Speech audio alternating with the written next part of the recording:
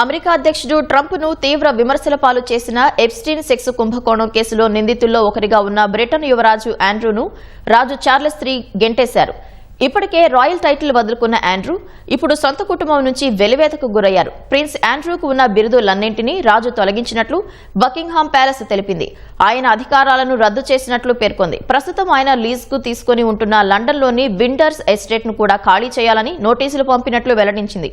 ఫలితంగా ఆండ్రూ తూర్పు ఇంగ్లాండ్లోని సాన్రింగ్ హోమ్ ప్రైవేట్ ఎస్టేట్లోకి మారతారని సమాచారం. రాజకుటుంబ గౌరవ మర్యాదల కోసం ఈ చర్యలు అనివార్యమని రాజు భావిస్తున్నట్లు తెలుస్తోంది.